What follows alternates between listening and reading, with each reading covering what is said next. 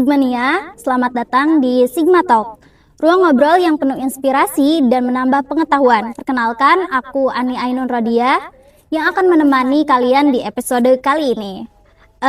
Gimana nih teman-teman Sigmania kabarnya? Semoga sehat selalu ya.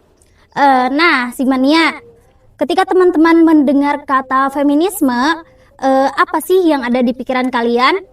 Apakah tentang kesetaraan gender, perjuangan hak perempuan, atau justru masih ada yang salah paham nih tentang makna dari feminisme ini sendiri?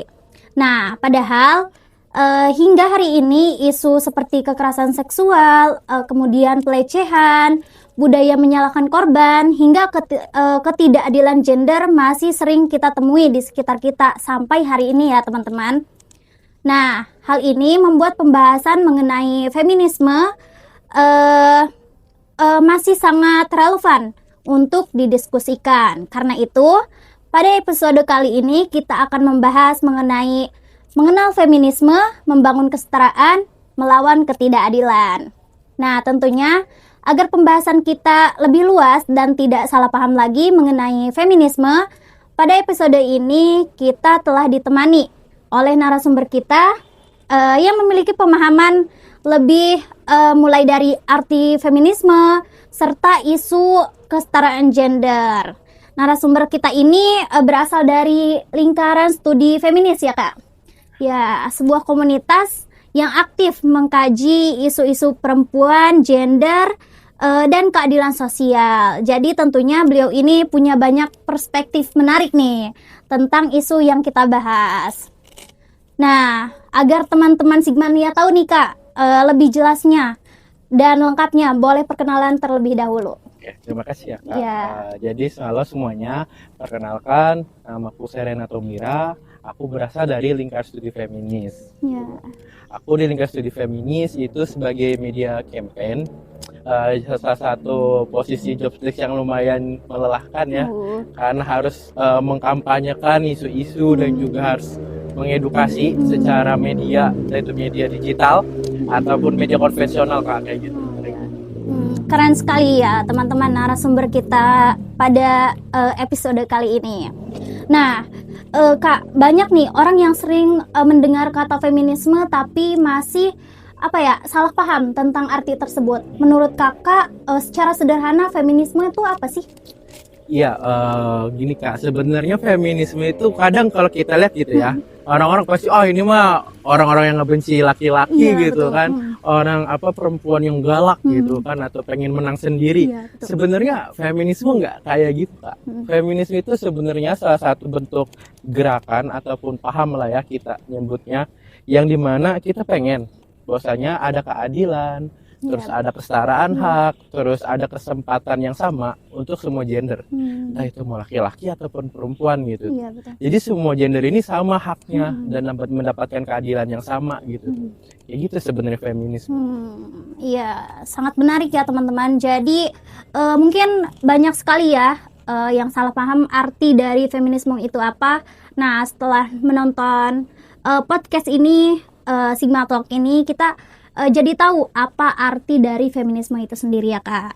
Nah, kenapa sih gerakan yang sebenarnya memperjuangkan keadilan ini justru sering dicap negatif atau dianggap sebagai budaya barat yang merusak oleh masyarakat kita nih? Ya sebenarnya kalau aku lihat mah yang namanya satu bentuk paham ya Kak, pasti ada pro kontra ya. Tapi maksudku akhirnya cap negatif dan juga mungkin dibilangnya antek-antek asing gitu kali ya, kawan-kawan feminisme ini biasanya. Itu sebenarnya karena merasa akhirnya gerakan feminisme ini melawan relasi kuasa mereka. Karena memang dalam feminisme kita fokusnya tuh akhirnya ke relasi kuasa kayak gitu, dan akhirnya kan relasi kuasa ngomongin tentang siapa yang memegang kekuasaan kan, kayak gitu. Nah akhirnya orang-orang yang punya kuasa ini, wah kayaknya gue harus melawan mereka nih biar supaya kekuasaan gue nggak terancam gitu tuh. Akhirnya dibuatlah kayaknya narasi-narasi kayak feminisme ini nih negatif gitu tuh, atau enggak feminisme ini kayaknya ini mah budaya-budaya orang luar gitu tuh yang nggak cocok sama Indonesia gitu. Kayak gitu sih kalau aku lihat Kak. Jadi adanya kesalahpahaman ya. Iya Kak. Oke. Nah, selanjutnya sering juga ada celetukan. Kan sekarang perempuan sudah bisa sekolah tinggi ya, dan bisa kerja juga, nggak kayak dulu. Kan kalau sekolah tuh katanya khusus laki-laki gitu. Nah, bagaimana kakak menanggapi anggapan tersebut yang bisa dibilang bahwa gerakan feminisme itu mereka anggap itu sudah selesai gitu? Oke, sebenarnya kalau aku ngelihatnya ya teman-teman, sebenarnya gerakan feminisme itu masih belum kelar. Kenapa? Walaupun memang akhirnya hak-hak perempuan dan laki-laki itu sudah sama, tapi masih tetap ada ketimpangan yang jauh lebih kompleks gitu teman-teman. Kayak misalkan kalau di perempuan itu kayak beban ganda, dia udah kerja nih di pabrik atau nggak di kantor, dia harus jadi ibu juga di rumah tangga gitu tuh. Maksudku akhirnya itu jadi salah satu vokal poinnya feminisme untuk wah perjuangan kita ini belum kelar sebagai feminisme gitu tuh. Ataupun kayak misalkan kekerasan seksual di ranah publik ataupun di ranah private gitu, misalkan di pasangan, itu kan masih ada gitu tuh. Itu kan akhirnya belum selesai gitu tuh perjuangan kita sebagai feminisme gitu tuh teman-teman, kayak gitu sih Kak. Iya. Kemudian nih Kak, ada juga kekhawatiran dari kaum laki-laki nih, jika gerakan feminisme ini sukses, nah posisi mereka itu merasa akan terancam dan merasa dijatuhkan. Nah, padahal feminisme ini sebenarnya juga menguntungkan gak sih bagi laki-laki juga? Oh, sebenarnya sangat-sangat menguntungkan banget Kak. Kita tahu ada yang namanya pasti toxic masculinity gitu kan. Bagaimana maskulinitas yang toksik ya, contohnya kalau laki-laki, aku nggak tahu ya, aku pernah ada laki-laki yang ngeluh kalau misalkan kenapa mereka harus mencari nafkah dan juga harus mapan. Itu sebenarnya kan ya stigmatisasi dari teman-teman teman-teman patriarki sendiri yang bahwasanya laki-laki itu harus mapan, harus mencari nafkah. Padahal mah sebenarnya enggak, kita bisa saling berbagi peran gitu tuh di dalam feminisme. Ataupun misalkan laki-laki harus kuat, gak boleh nangis. Padahal kan namanya manusia punya emosi kan gitu, kita perlu nangis gitu tuh. Dan itu kan sebenarnya menguntungkan laki-laki, bosnya mereka nggak perlu harus jadi pribadi yang kuat selalu. Iya betul. Kayak gitu sih kalau aku ngeliatnya. Iya, jadi ngeluh itu wajar ya, Itu buat wajar. semua gender ya. Manusiawi Iya, itu Kak. manusiawi. Ya, tapi banyak yang beranggapan bahwa laki-laki itu nggak boleh ngeluh ya. Nah, itu yang kita lawan. Iya, harusnya ya. Nah, saat ini berita kekerasan seksual ada di mana-mana nih Kak. Baik itu lingkungan kampus, kemudian lingkungan kerja, bahkan di rumah nih Kak. Nah, mengapa kasus seperti ini itu masih terus berulang gitu? Dari pandangan Kakak sendiri bagaimana? Kalau kita sih ya kawal-kawal feminisme melihatnya pasti akan ada beberapa hal yang ikut mengindikatori ataupun memicu kenapa kekerasan seksual ini terjadi gitu Pak. Bagaimana pertama itu udah pasti budaya patriarki yang mengakar di Indonesia gitu. Yang menganggap bahwasanya perempuan itu secara strata sosial ada di bawah laki-laki. Nah, yang kedua poinnya adalah relasi kuasa. Karena dianggap perempuan ini lemah secara Budaya patriarki akhirnya gue punya kuasa nih untuk perempuan, jadi gue lebih berani gitu untuk melakukan hal-hal kejahatan gitu. Biasanya sih banyak kan kayak gitu kayak yang aku lihat, karena dia ngerasa bosnya perempuan ini lemah, perempuan ini itu gampang untuk dikeluhkan lah kalau kasarnya gitu ya teman-teman. Akhirnya karena dan ketiga itu karena seks edukasi yang kurang teman-teman, karena kita menganggap bahwa seks itu tabu di Indonesia. Akhirnya ketika melakukan kegiatan seksual itu dianggap keren gitu tuh. Ya kan pasti kita sering lihat lah tongkrongan yang ketika membicarakan hal-hal seksual itu dianggapnya keren gitu. Padahal itu karena ketabuan. Karena ketabuan itu akhirnya menganggap bahwa ini hal eksklusif seksualitas ini gitu. Padahal mah ya biasa aja gitu tuh. Kalau kita ngomongin soal mungkin kelamin perempuan ataupun ngomongin seksualitas itu ya udah kita biasa aja karena itu hal yang normal nggak sih, karena kita udah biasa ngomongin. Tapi karena kita nggak pernah terbiasa di sekolah ataupun mungkin di di hubungan dari kecil ngomongin tentang seks secara edukasi, hanya ya udah kita misalkan dari video porno yang akhirnya kan otak kita stimulasi gitu. Nah ini yang akhirnya ngebuat sebenarnya kenapa kasus kekerasan seksual itu kompleks banget Kak gitu tuh. Karena banyak layer-layer banget yang memang harus dibahas dan dikritisi di dalam kasus kekerasan seksual gitu. Kayak gitu sih yang aku lihat. Jadi intinya itu kurangnya edukasi gitu ya. Kurangnya edukasi. Oh, sangat miris ya teman-teman. Nah, mengapa jika ada kasus pelecehan, netizen kita, khususnya di Indonesia ya, sering menyalahkan korban duluan nih Kak, atau di mana korban kejahatan itu sering jadi malah dilindungi gitu. Jadi malah mereka tuh misal nih dengan mempertanyakan baju si korban, kemudian menanyakan kenapa cewek malam-malam keluar gitu. Jadi malah menyudutkan si korban tersebut. Bagaimana ini Kak, pandangan Kakak sendiri? Ya sebenarnya itu kan kalau di teman-teman feminis itu ngenanya itu victim blaming gitu tuh, penyalahan korban. Iya, betul. Ya sebenarnya kalau yang aku lihat ada beberapa hal. Yang pertama itu kalau biasa anak hukum itu ada namanya konsepnya victim perfect. Jadi korban yang dianggap korban itu harus ada list-listannya, harus ada indikator-indikatornya. Misalkan korban kekerasan seksual itu biasanya harus percaya korban ketika pakaiannya terbuka, atau enggak misalkan dia melawan. Jadi kalau misalkan korban yang pakainya tertutup ataupun tiba-tiba enggak melawan, itu akan dipertanyakan, lu sebenarnya korban atau enggak gitu tuh. Itu sering banget terjadi. Akhirnya ngebuat masyarakat ataupun mungkin netizen kali ya sekarang itu mempertanyakan, lu tuh sebenarnya menikmati atau enggak sih gitu. Akhirnya kan ini jadi konsep blaming gitu, menyalahkan korban gitu. Padahal secara data gitu kan, aku lupa data di 2024 itu sebenarnya paling banyak itu malah pakaiannya pakai yang tertutup. Malah teman-teman kawan-kawan perempuan yang pakai cadar dan burka itu mengalami kekerasan seksual juga gitu tuh. Ya pertama sebenarnya ngelihatnya karena mungkin rasa penasaran juga sih. Iya betul. Karena aku nggak tahu ya, tapi kayaknya laki-laki itu punya fantasi seksual lebih ketika dia nggak tahu gitu tuh, dia akan lebih mengimajinasikan gitu tuh. Akhirnya penasaran, kalau misalkan gimana ya gitu tuh. Ya aku nggak bisa ngomong secara ini ya di sini gitu tuh, karena ini juga trigger warning ke teman-teman, siapa tahu di sini ada yang teman-teman ngerasa nggak nyaman gitu ya nanti. Pokoknya konsep victim blaming ini sebenarnya dari victim perfect. Bagaimana kalau di kriminologi itu biasanya terjadi ketika APH sih biasanya. Ketika APH ini nggak punya perspektif gender yang bagus gitu tuh, ataupun perspektif korban gitu. Jadi dia kayak aku sentimen nih sama korban gitu. Ini korban gak sih, lu menikmati gak sih gitu. Kan padahal ada loh kayak misalkan tonic immobility, kayak nggak bisa. Jadi keadaan shock yang ngebuat akhirnya tubuh itu nggak bisa merespon. Jadi antara otak dengan saraf motorik itu responnya tuh lama. Dan itu ngebuat akhirnya kita udah diem aja gitu. Nge-freeze gitu ya.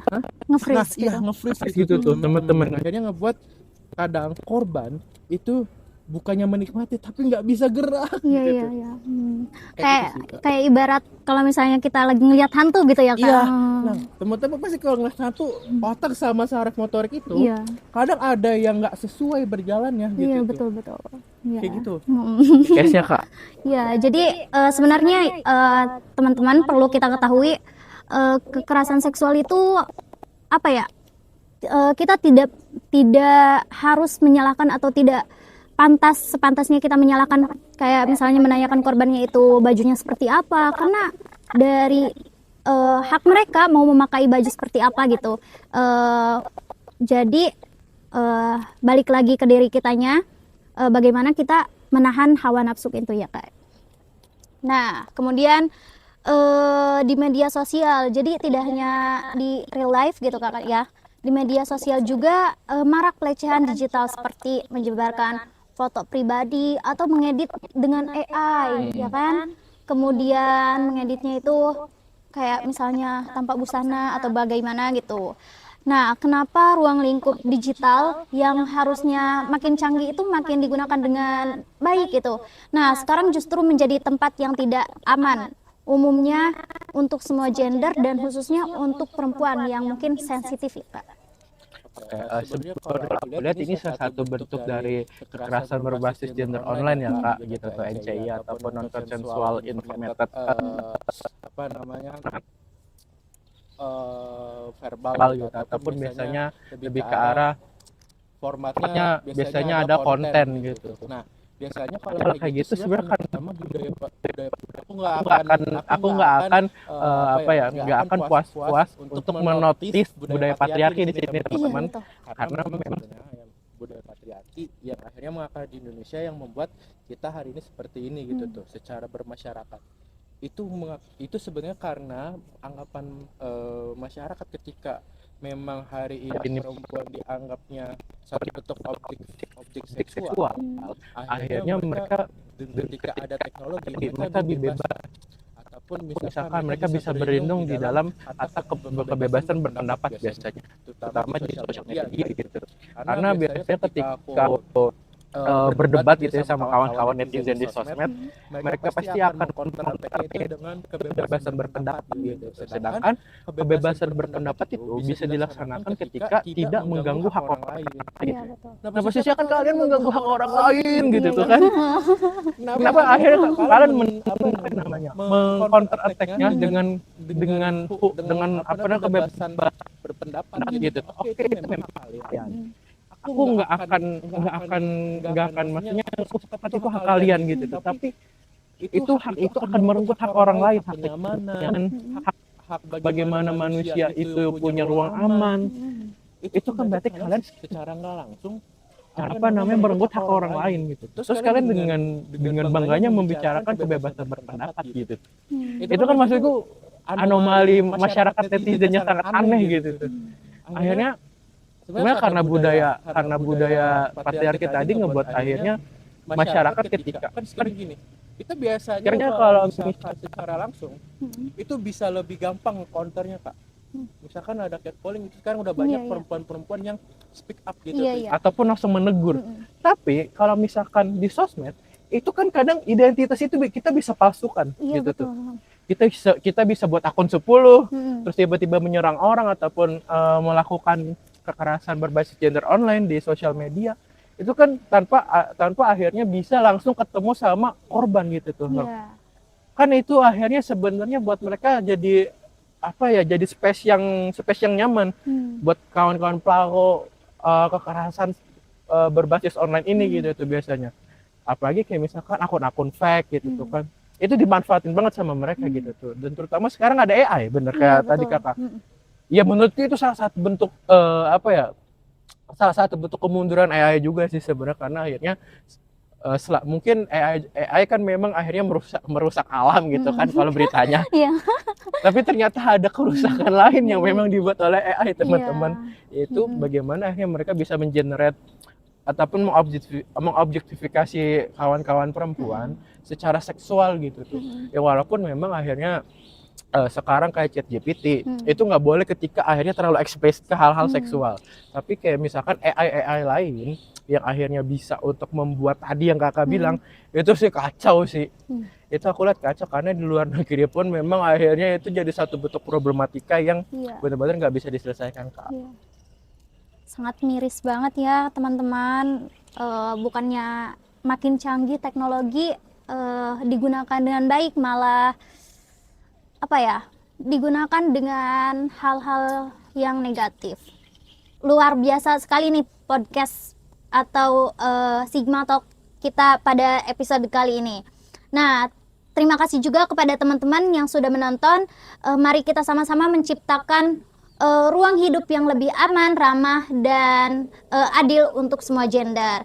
Jangan lupa untuk terus mendengarkan dan ikuti sosial media LPM Sigma di Spotify, Podcast Sigma, website LPM Sigma, www.lpmsigma.com, dan Instagramnya di @lpmsigma. Saya Ani Enun Rodia, pamit undur diri. Mohon maaf bila ada kesalahan kata ataupun pengucapan yang kurang berkenan. Sampai jumpa di episode berikutnya. Bye bye.